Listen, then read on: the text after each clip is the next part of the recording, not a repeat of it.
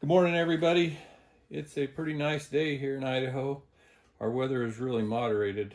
We've been getting into the 40s, so pretty unseasonable for January, but it means fishing's going to be right around the corner, hot and heavy. So, as I've promised in another video on how to rig the perfect bobber, if you haven't seen that video, I'll put it right up here in the top, so you can check that out. But I've had a lot of people interested in asking me how I build my bobbers. So this morning I'm going to build a video to show you how I rig or construct the perfect bobber, in my opinion. At least it works for me. I know there's a lot of different bobbers out there. You can buy them commercially, but building my own bobbers saves me a ton of money. You know, a lot of those bobbers are $5 or $6 a piece. I'm into this for mere cents. So stay tuned and I'll show you how I do that.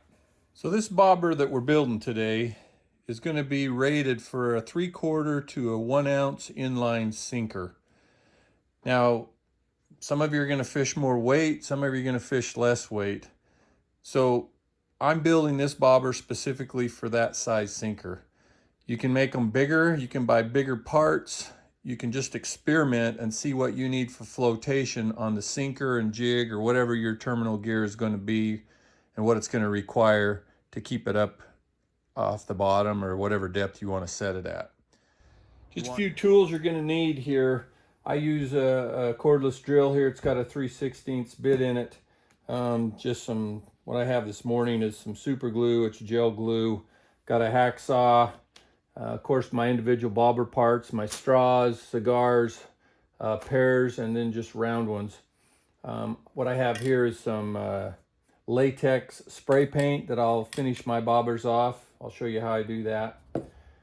This is 1/4 inch line. You can get this at Ace or someplace. I'll show you a little video or put a video in here of this on the shelf. You can get it usually in black or kind of a clear. Anyway, I'll show you what I'm going to do with that as I cut these little pieces off on my bobbers. But one of the big questions is where I get my bobber parts from. There's a company in Texas that I found that I like to get all my stuff from. It's Kamal Tackle Company. It's in Buda, Texas.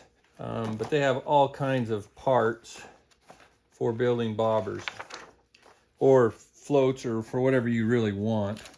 Anyway, so what I'm using today is I'm using cigar floats right here. I use the 3-inch float. Then the other thing I'm using is pear floats.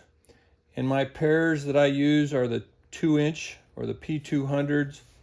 And then I use right here in the bottom round floats. And I use the 3/4 inch. I'll break it down for you and show how I'm going to do this.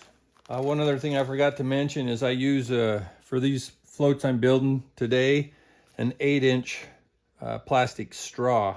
I couldn't find the straws individually in the catalog, but when you call them up and tell them what you want, you can get straws. They make them in different lengths, but for what we're doing today, we're going to use 8-inch.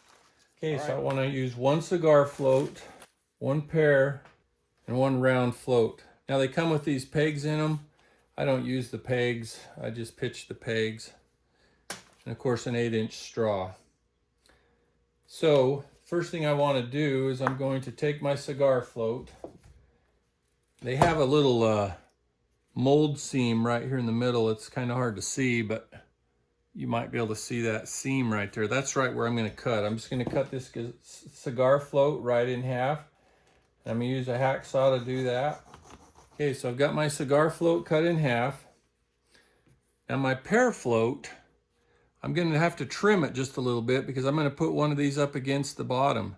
So I'm going to trim off 3/8 of an inch of the bottom of that and then flatten out the top here by cutting off just a little tiny bit there, maybe 1/8 to 1/4 of an inch. And after you've cut a few of these, you can eyeball it and get this pretty close to getting it evenly cut. So you'll see the cigar float's just going to go right up against that right there. Matches up really well. And then here on the top, I'm going to trim off just a little bit of that as well. So the other half of my cigar float's just going to go up against the top of that. Right. The next thing I'm going to do is I'm going to take my drill, which is a 3/16 inch bit, and I'm just going to run it through those to clean any parts up that might be sticking down and cause it to hang up on my straw. Okay, so this is an 8-inch straw. Now these straws come with a little insert right here. That's to feed your line through, and they put that insert in so it'll go right up against your bobber stop. I do not use these little inserts. They cause me nothing but problems. So what I'll do is I'll just pop those out. I just take something and I'll just pop that little insert right out of there so that I have a bigger hole in my straw. The reason I do that is because I fish pretty cold mornings, and these straws will get water in them and they'll freeze, and it'll stop it from sliding on your line. Okay, so the first thing I'm going to do is I'm just going to put my pair on there. You just slide it on. Slide on my half of a cigar float over the top of it, and put my other half on the bottom. Okay, and then I will put my little ball here on the top. So that's basically the rigged bobber. Now we need to glue everything in place, right? So I'm just going to slide it down. Just make some separation there so I can get some glue in here. And today I've just got some super glue. This is some Gorilla brand super glue gel. Anyway, I'm just going to put a little gel super glue on my straw. Put some around the styrofoam where it's going to go together. Just like that. I'm going to slide that up towards there. I just want to make sure that I get glue all over my straw so it'll keep it in place. Do the same right here on my top for my little round one. There it is. Pretty simple. Now the last thing that I need to do here is I've taken some of my 1/4-inch line. This happens to be the black. Either one will work. And then what I've done is I've cut a couple of little 1/4-inch pieces of this. And what I like to do is I'm going to pop this on my straw. I'll put a little spot of glue on there, and then I'll just push that down. And what that does is it makes the end of my straw much stronger. Sometimes your braided line or whatever will chew through that as you cast, and if you put these on, you won't have that problem. So I'll show you. I just put a little dab of.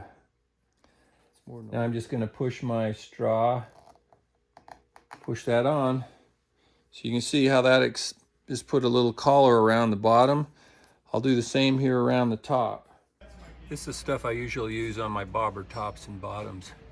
It's just a polyethylene 1/4-inch line. I think they use that on refrigerators.